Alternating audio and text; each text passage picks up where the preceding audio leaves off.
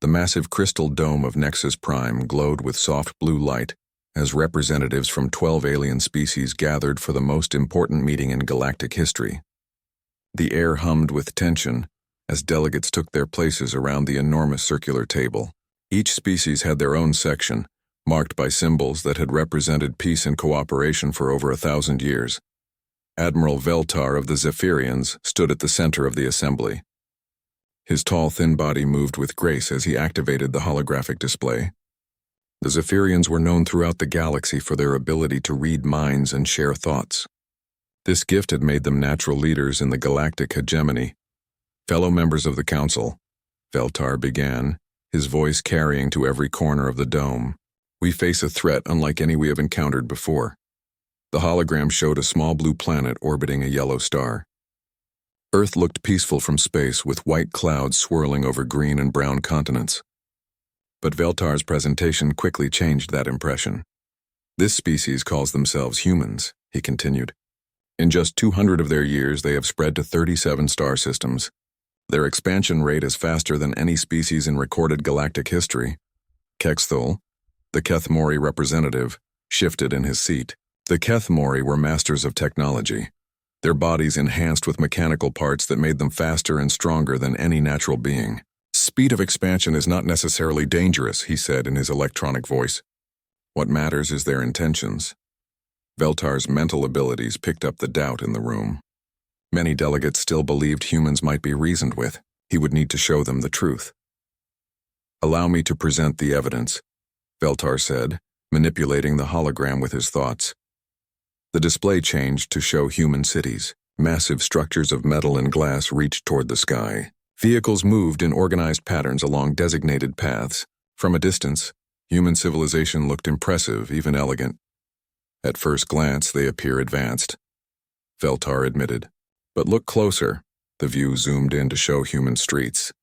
The delegates saw crowds of humans moving in chaotic patterns. Some moved quickly, others slowly. They seemed to have no coordination, no shared purpose. Traffic moved in seemingly random bursts and stops. They have no telepathic abilities, Veltar explained. No shared consciousness. Each human thinks only for themselves.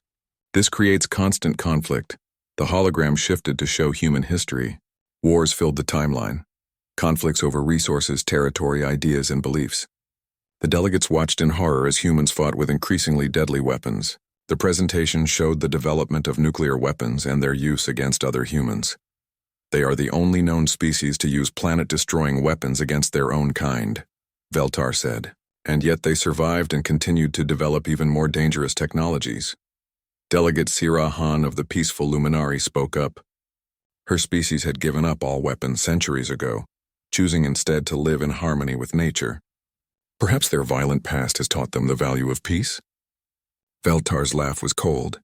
Observe their current behavior. The hologram showed human colonies on other worlds. Massive mining operations stripped resources from planets. Factories pumped smoke into alien skies. Human terraforming projects changed entire ecosystems to suit their needs. They take what they want without asking, Veltar said. They change worlds to match their desires rather than adapting to existing conditions. This is not the behavior of a peaceful species. The Kethmori delegate Kexthul leaned forward. What of their technology? How advanced are their weapons? Veltar smiled. This was exactly the question he had hoped for. The hologram changed to show human military equipment. Crude metal vehicles with wheels and tracks.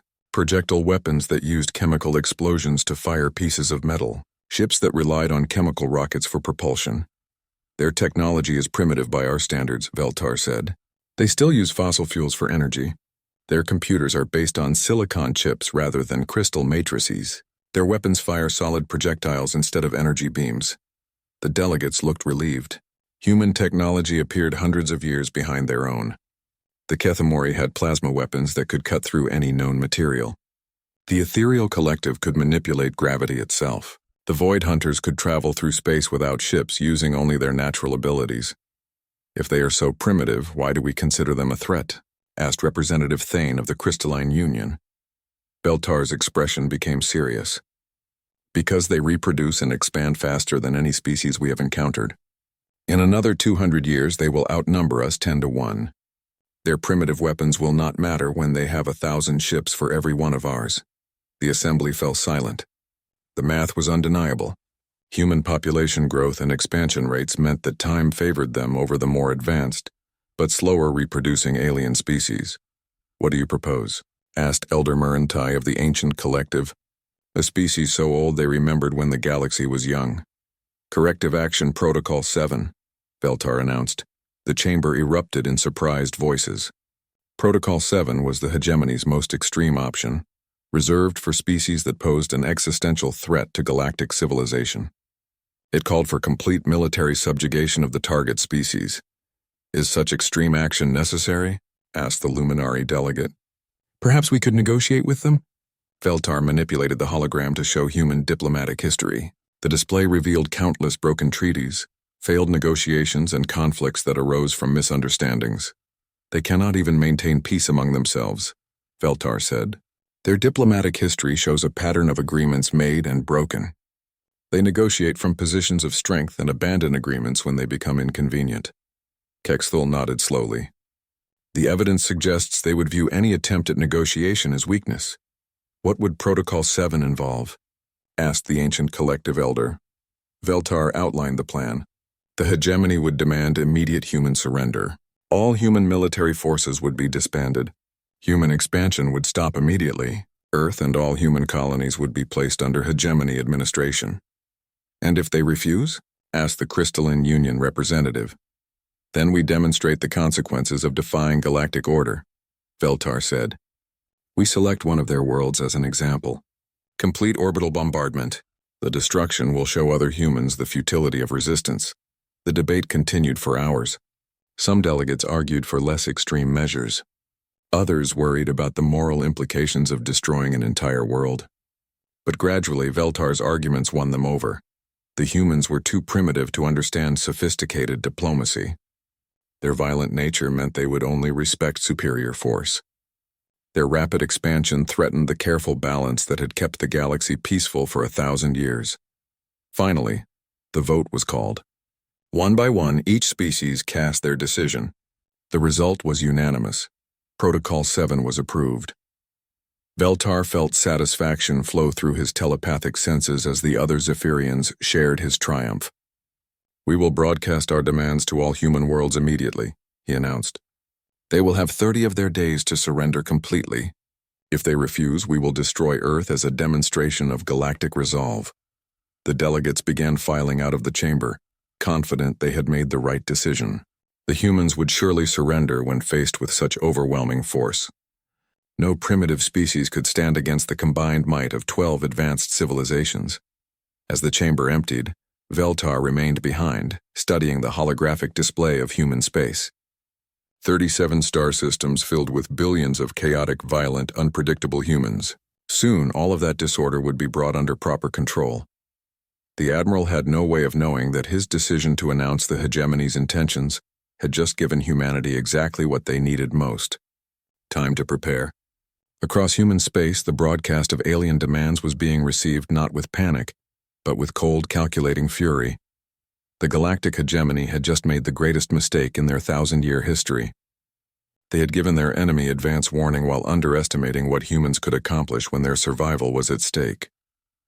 The war that would reshape the galaxy was about to begin.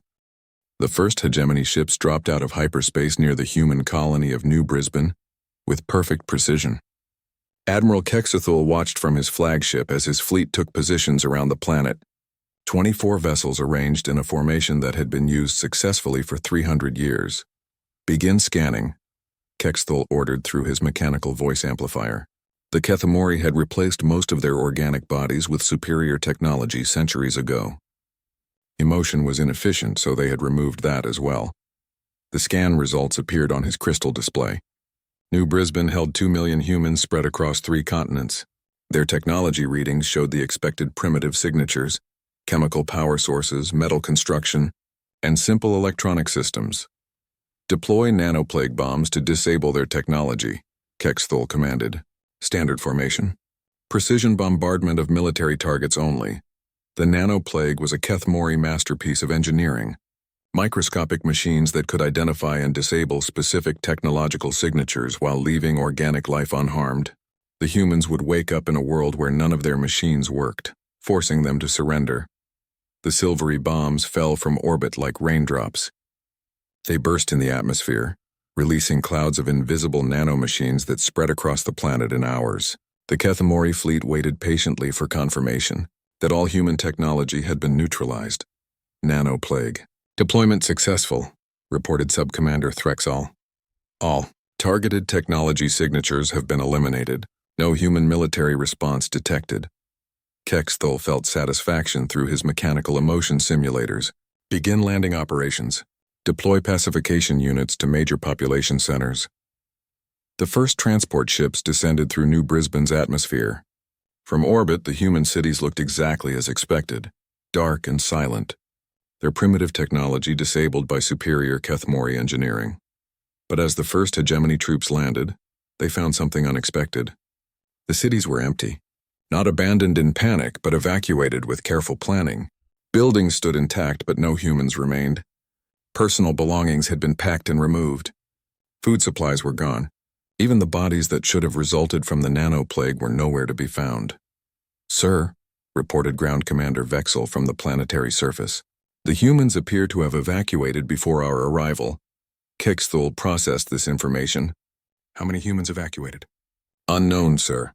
Possibly all of them. We have found no human life signs in any major city." This was puzzling but not alarming. Perhaps human detection systems were better than expected, allowing them to spot the approaching fleet in time to flee. It would not matter. Humans could not evacuate their entire civilization. The same pattern repeated on the next 3 worlds the hegemony attacked. Human colonies fell silent after nanoplague bombardment, but ground forces found empty cities and abandoned settlements. The humans had vanished as completely as if they had never existed. "They are running like prey animals," Admiral Veltar told the fleet commanders during their communication conference. "This confirms our assessment of their primitive nature. When faced with superior force, they flee rather than fight." But Kexthul was beginning to have doubts. The evacuations were too complete, too organized. Primitive species in panic did not remove their populations so efficiently. The 4th target was Kepler 442b, a human mining world with a population of 500,000. The attack followed the same pattern. Nanoplague deployment, technology neutralization, landing operations. This time, the Kethemori ground forces found something different. Commander Vexel was leading a patrol through the abandoned mining facility when the first explosion shook the ground. His enhanced sensors detected multiple human life signs emerging from underground tunnels. "Contact," Vexel reported. "Human forces air." The transmission cut off as a crude human projectile weapon fired a metal slug through his communication array. The bullet should not have been able to function after nanoplague exposure, but somehow it worked perfectly. The humans that emerged from hiding carried a mixture of weapons. Some used the expected chemical projectile guns. Others carried improvised devices that looked like mining equipment modified for combat. A few had alien energy weapons that appeared to be captured hegemony technology. But what shocked the Kethemori troops most was how the humans fought. They used no formation, no coordination, no logical strategy. They attacked from unexpected directions, used their own equipment as weapons when ammunition ran out, and seemed to have no fear of death. One human jumped onto a Kethemori soldier and began attacking with a simple metal tool. When the alien's superior strength overwhelmed him, the human activated an explosive device strapped to his body. Both combatants died in the blast. "They are using suicide attacks," Vexel reported in disbelief. "Deliberate self-destruction as a combat tactic." No species in the hegemony had ever encountered this concept.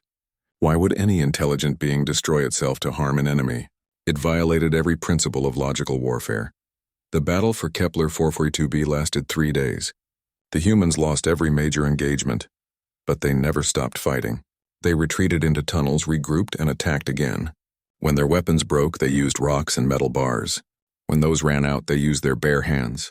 By the end, the Kethemori had taken the planet, but at a cost. 30% of their ground forces were casualties. For humans armed with primitive weapons against the most advanced military in the galaxy, this was impossible.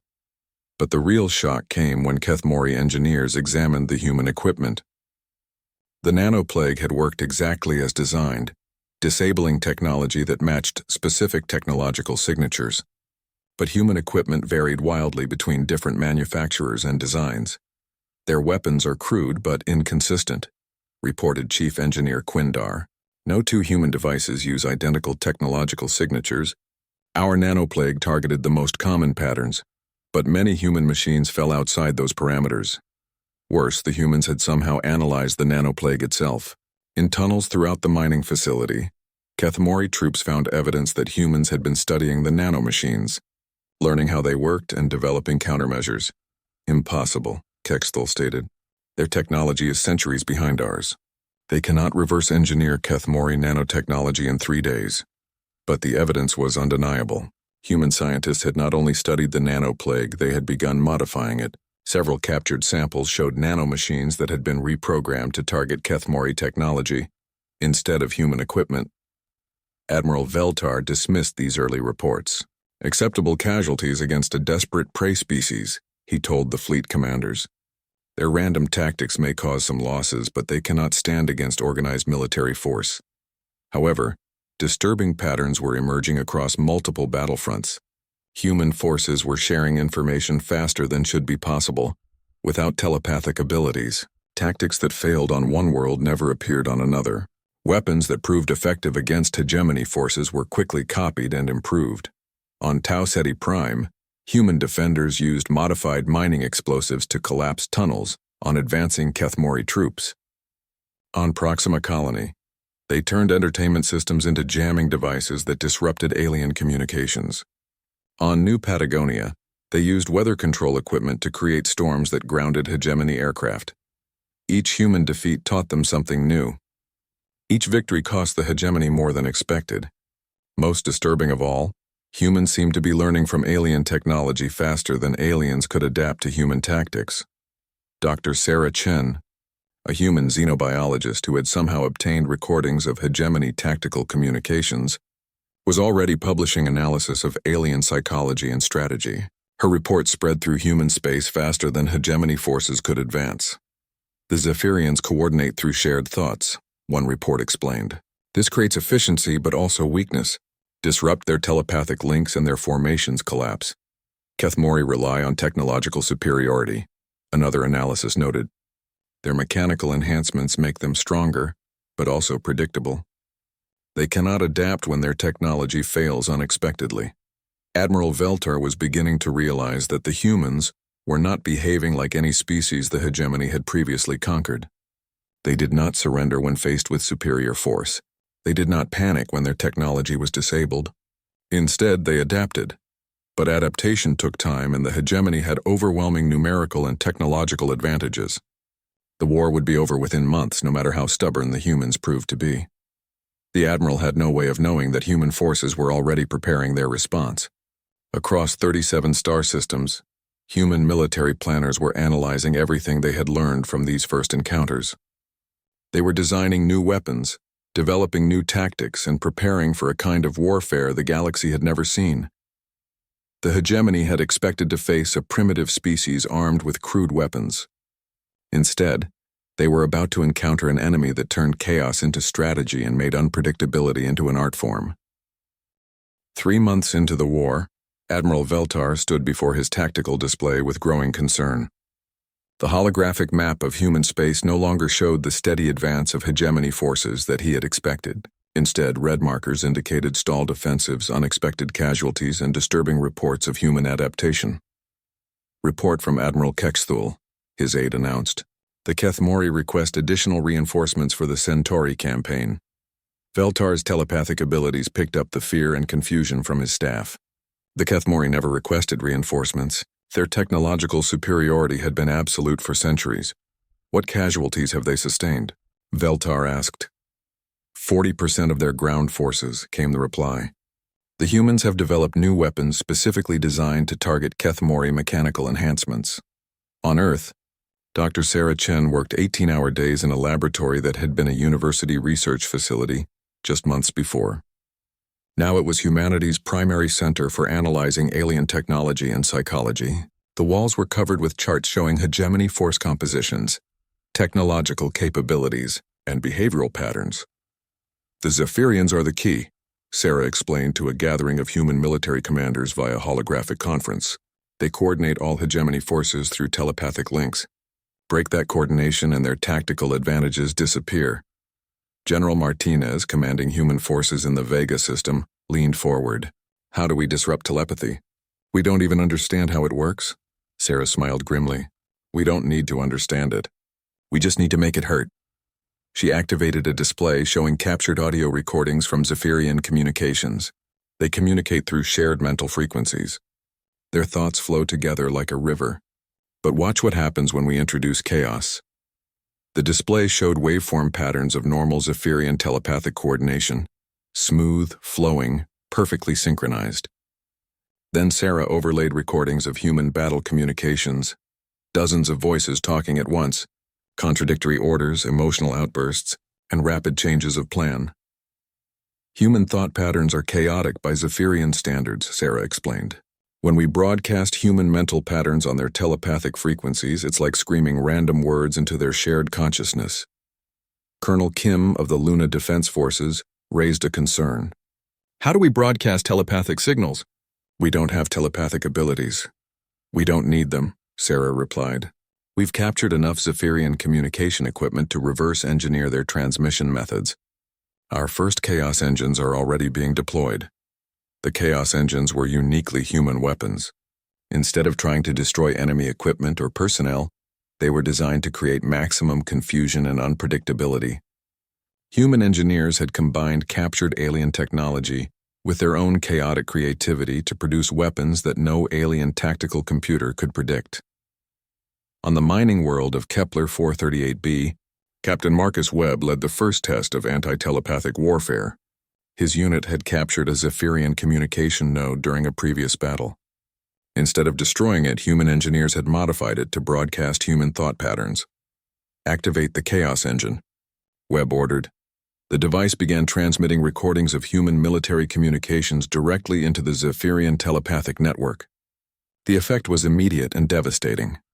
Zephyrian forces advancing on human positions suddenly stopped.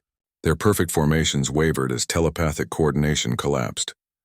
Individual Zephyrians began receiving contradictory orders, emotional outbursts, and rapid bursts of conflicting information.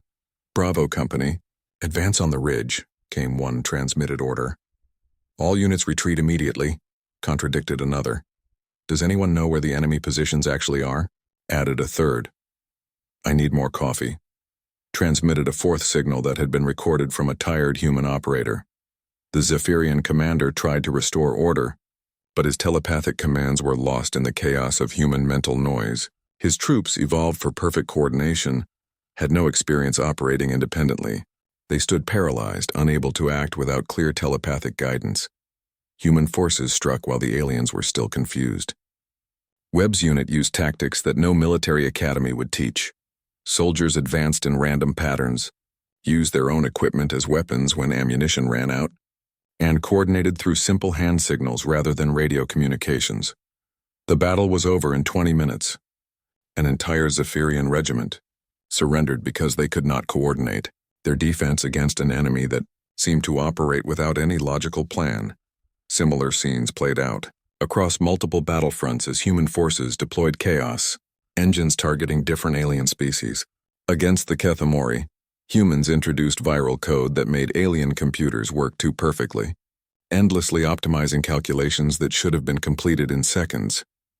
Engineer Elena Vasquez led the cyber warfare unit responsible for Kethamori computer viruses. Their systems are designed for perfect efficiency, she explained to her team. So we make them more efficient than they want to be. The virus Elena's team created did not destroy Kethamori computers.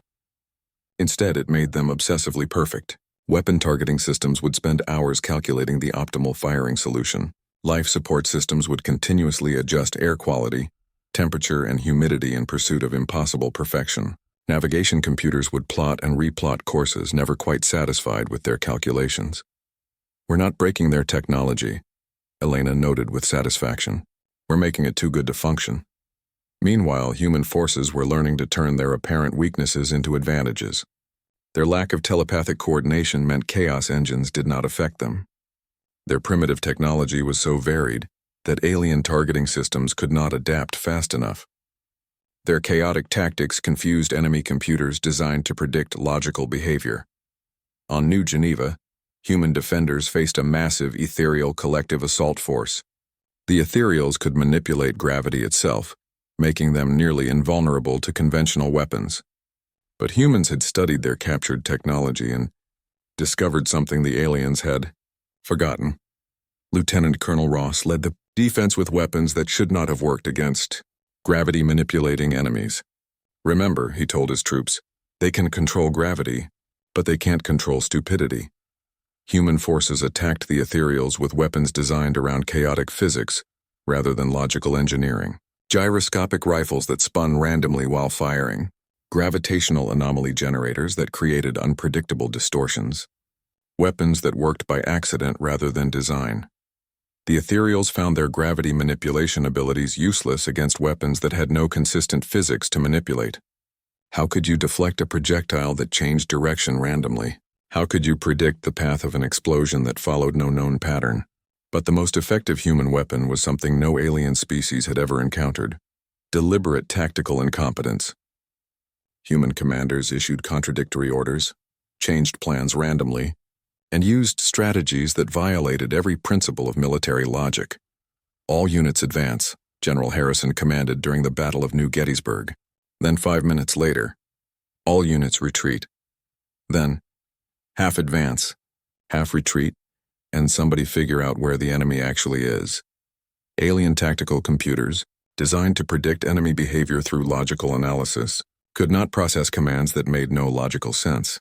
Hegemony forces found themselves fighting an enemy that seemed to have no strategy, no coordination, and no clear objectives.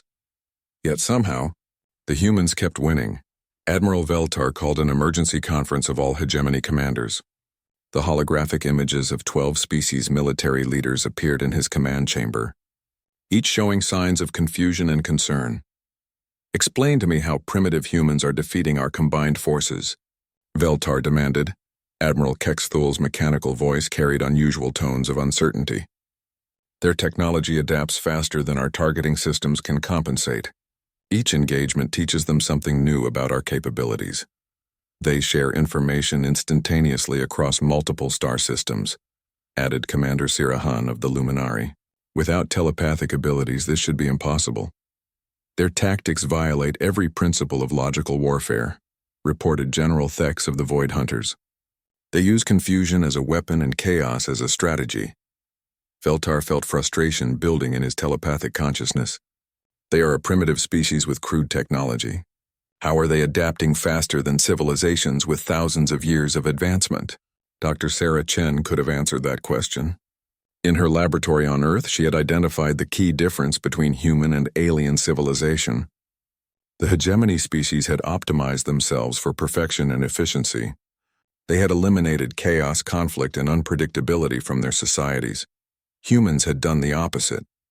Human civilization thrived on competition, disagreement, and constant change. Every human tool was built by different companies using different methods. Every human plan was argued, modified, and improved through conflict. Every human strategy emerged from chaos rather than design. "Chaos is not our weakness," Sarah noted in her latest report. "It's our strength. We're not fighting 12 separate alien species. We're fighting one giant machine that's forgotten how to break down and rebuild itself." The war was far from over, but the balance was shifting. The counteroffensive began not with massive fleets or overwhelming firepower, but with something far more dangerous: ideas. Dr. Sarah Chen stood before the newly formed Human Strategic Command, a collection of military leaders and scientists gathered from across 37 star systems. "We've learned how to defend ourselves," Sarah announced. "Now we teach them what human warfare really looks like." General Martinez studied the tactical displays showing hegemony positions throughout the galaxy. "Our ships are still outnumbered 10 to 1. Our technology is still centuries behind theirs. How do we take the fight to them?" Sarah smiled. "We don't attack their ships or their technology. We attack their fundamental assumptions about how war works.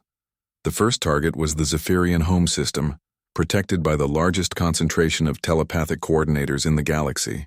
Instead of attempting a direct assault, Captain Marcus Webb led a specialized unit in the most unusual military operation in human history, a telepathic kidnapping. Webb's team had spent weeks studying captured Zephyrian equipment and behavioral patterns. They discovered that Zephyrian telepathic networks relied on powerful coordination nodes that amplified and directed mental communications across entire fleets. "We're not going to destroy their telepathic network," Webb explained to his team. "We're going to steal it." The mission required getting close enough to a Zephyrian coordination node to physically capture it intact. This meant infiltrating one of the most heavily defended installations in the galaxy, using only human technology and tactics. Webb's team approached the Zephyrian orbital station using a captured alien transport, but instead of trying to blend in, they did something no alien would expect. They announced their presence and requested permission to dock. "This is human diplomatic vessel Chaos Theory requesting emergency docking," Webb transmitted on standard hegemony frequencies. "We carry important intelligence regarding human resistance operations. The Zephyrians, evolved for thousands of years of telepathic truth-sharing, had no concept of deliberate deception. When humans claimed to be defectors offering intelligence, the aliens accepted this at face value. The Zephyrian station commander granted docking permission. Proceed to Bay 7. Security teams will escort you to briefing chambers." Webb's team docked with the station and was met by Zephyrian security forces. The aliens expected to interview human defectors.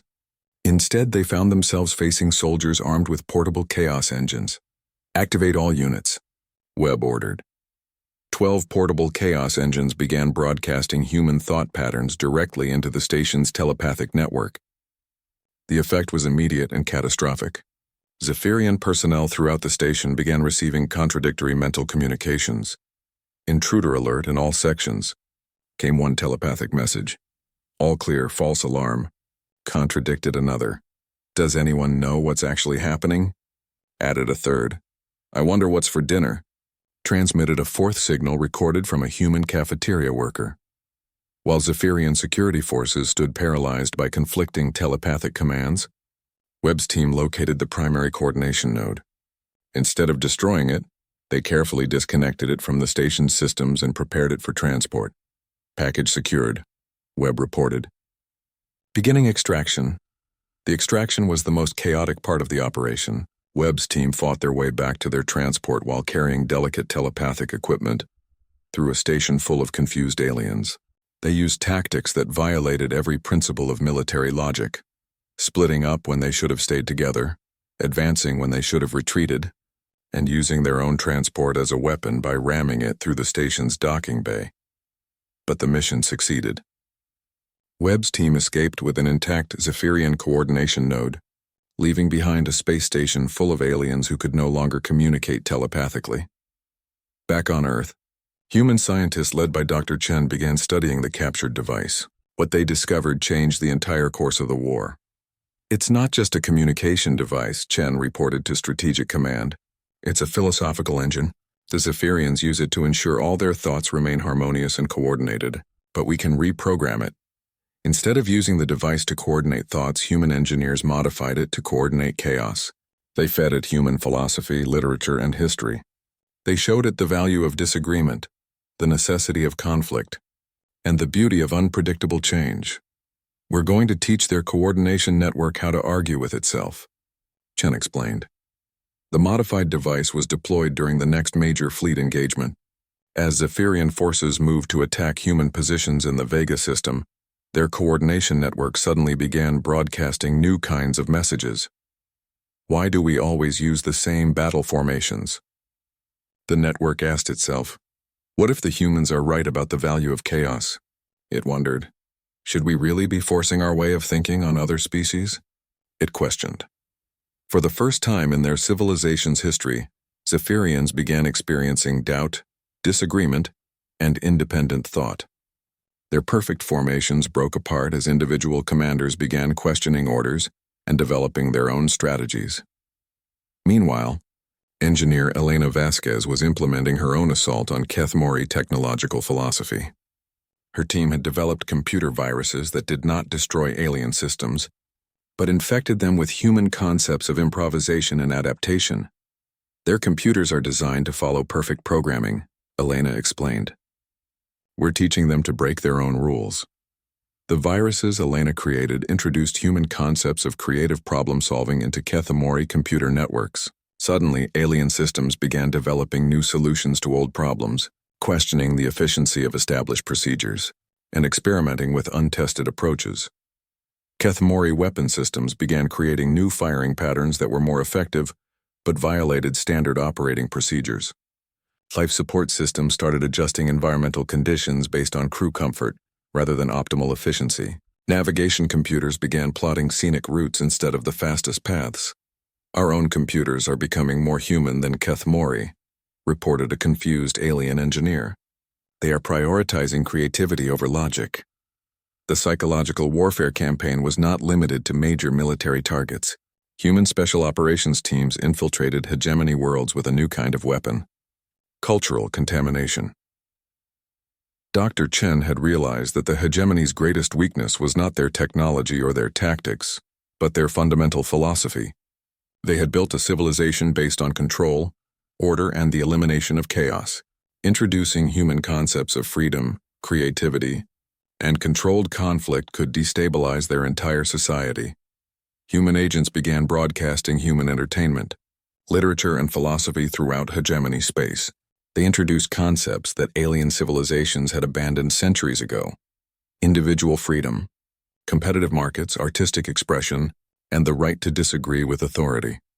On the crystalline union worlds, human rock music began appearing in underground networks. The chaotic rhythms and emotional expressions were unlike anything in alien culture.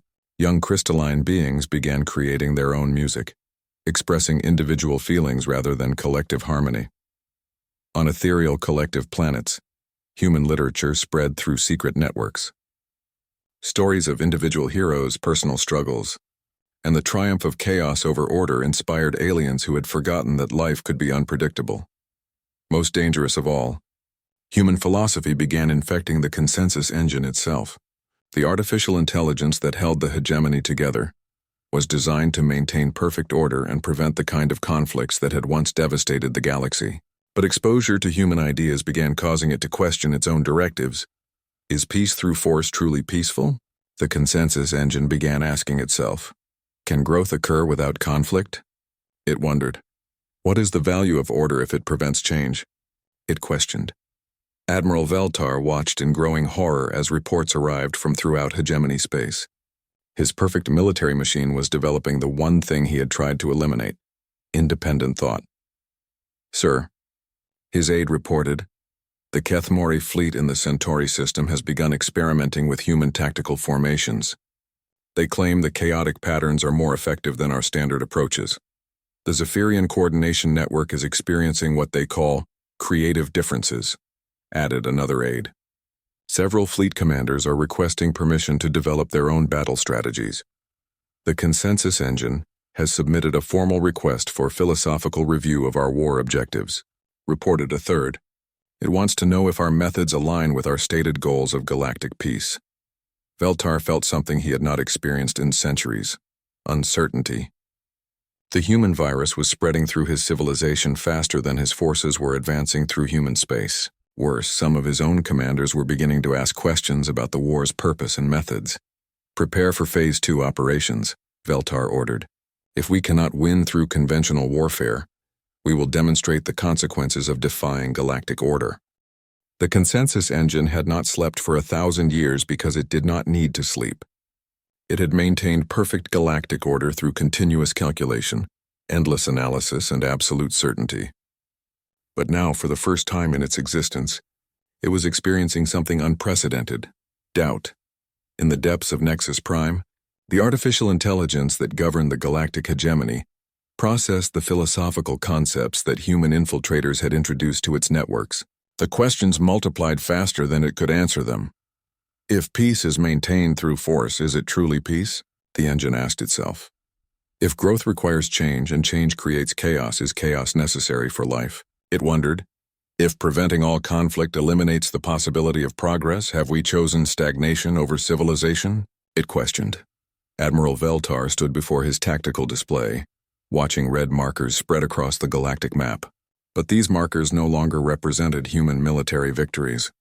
They showed something far more dangerous: the spread of human ideas throughout hegemony space. "Sir," his aide reported with obvious confusion, "the Ethereal Collective has requested permission to withdraw from combat operations. They claim they need time to explore individual expression and personal growth. The Kethmori have begun modifying their enhancement procedures," added another aide. "They want to preserve some organic components to maintain what they call creative irrationality.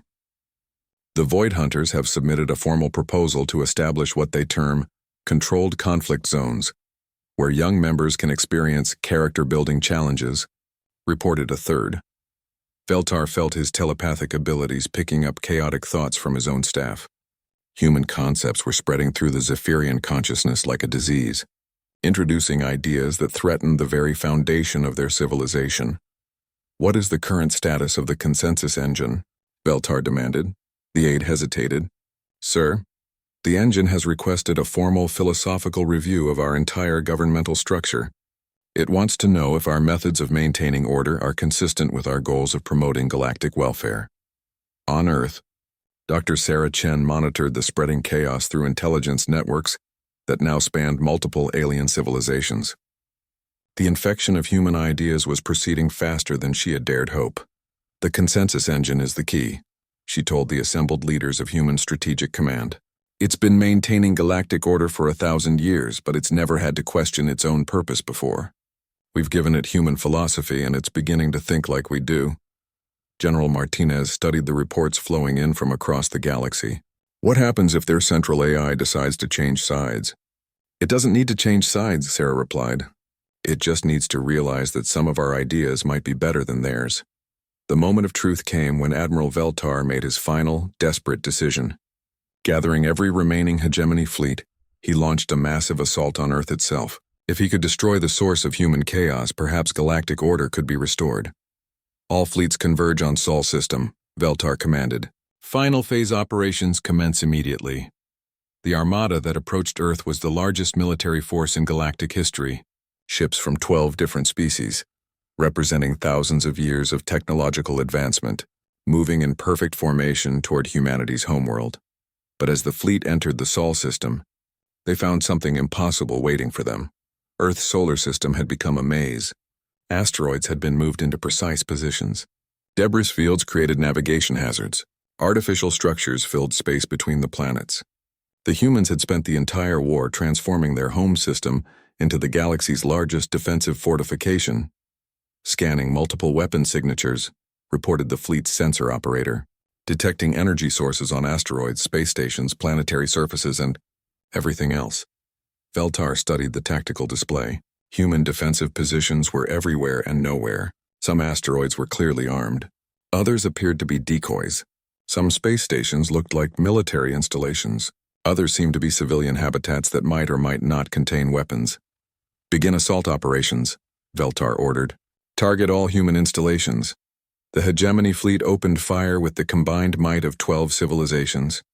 Energy beams and projectile weapons filled space with destruction. But as the barrage continued, something strange became apparent. The humans were not fighting back in any recognizable way. Their defensive fire was sporadic, uncoordinated, and apparently random. Some weapons fired continuously at empty space, others aimed at their own installations. A few seemed to be shooting at asteroids for no apparent reason.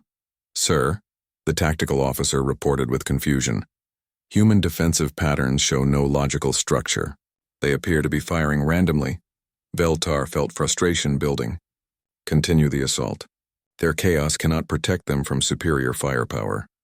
But as the battle continued, the hegemony forces began encountering unexpected problems. Asteroids that had been dismissed as harmless suddenly revealed hidden weapons. Space debris that looked natural turned out to be camouflaged military installations. Even the apparently random human weapons fire was creating effects that no tactical computer could predict. "Sir," the sensor operator called out, "multiple explosions throughout the asteroid field. The humans appear to have weaponized their own defensive positions. Veltar watched in disbelief as human installations began destroying themselves in carefully coordinated sequences. But instead of eliminating human defensive capability, the explosions were creating new problems for his fleet. Debris clouds interfered with targeting systems. Expanding gas clouds disrupted communication signals. Chain reactions of destruction were spreading through space in patterns that seemed random, but somehow worked in humanity's favor. They are using controlled chaos as a defensive strategy, Veltar realized. Their own destruction is serving their tactical objectives. The concept was so alien to hegemony, thinking that their tactical computers could not process it.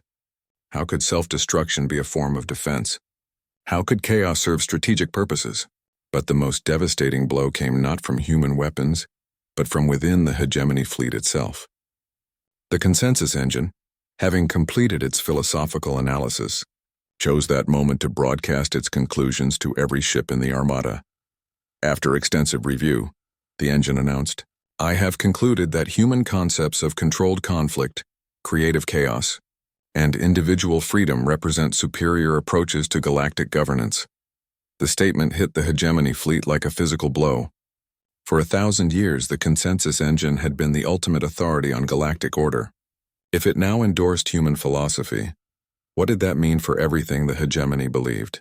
"All hegemony forces," the engine continued, "are hereby ordered to cease hostilities and enter into philosophical discussion with human representatives regarding new approaches to galactic civilization."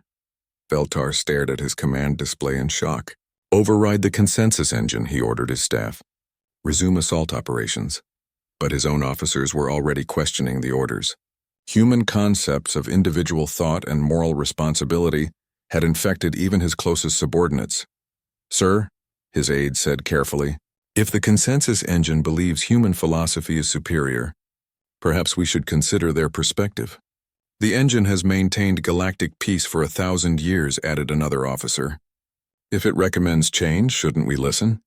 Veltar felt his perfect military machine dissolving around him, not through defeat in battle, but through something far more dangerous, the realization that they might be wrong. Throughout the hegemony fleet, similar conversations were taking place. Cathamori commanders were questioning whether technological superiority justified conquest.